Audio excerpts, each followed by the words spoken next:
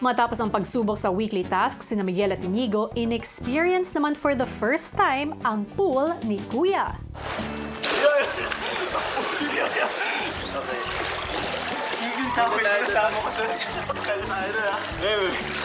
Paano nyo naisip na gamitin yung pool ngayong gabi?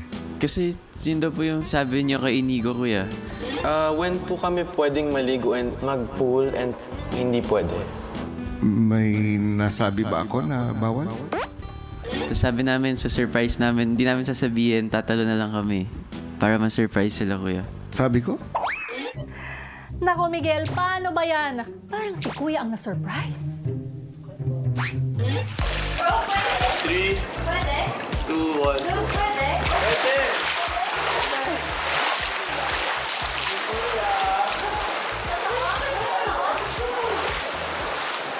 Kaya naman ang ibang housemates naghanda na rin para sumali sa Sponty Pool Party. I love it! Let's do this. Mga Rock Boys! Let's do this. You know what I'm saying, bro? No, Kuya, you made that game! Give me your leg!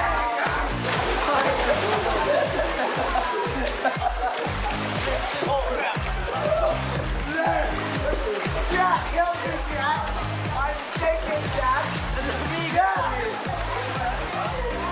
Dalawa. Ay. Premier lang. Ito yung mga...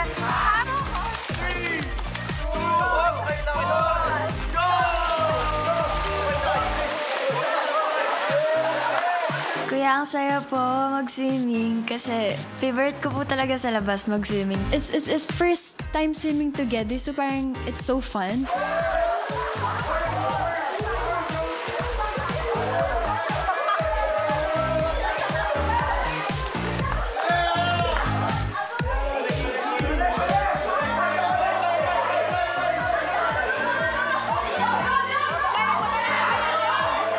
Habang nagkakasiyahan ng housemates, kapansin-pansin ang tahimik na si Carmel.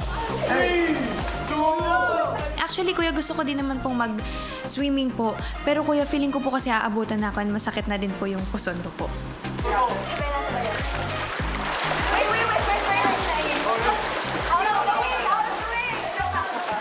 Kuya, ang saya, ang lamig ng pool. Enjoy ko po talaga yung bawat langoy ko kahit na-experience ko na rin pong makainom ng tubig po sa pool niya po. Ang ating mga kabataang Pinoy, hiniritan pa si Kuya.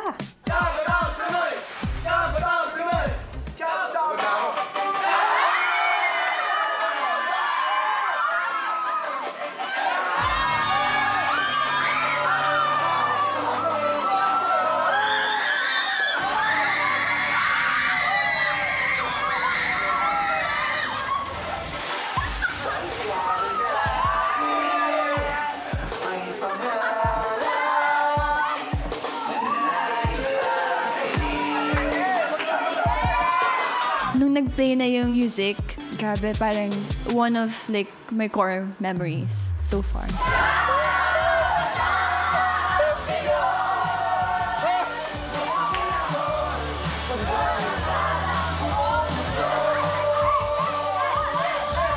Masaya po, Kuya, kasi yun yung gusto ko talagang gawin. Saka yung mga kantahan, Kuya, pang ganun talaga. Masaya yung kabataan. Ay! Kabata. Yung pala, Kuya. Mali pala yung tono.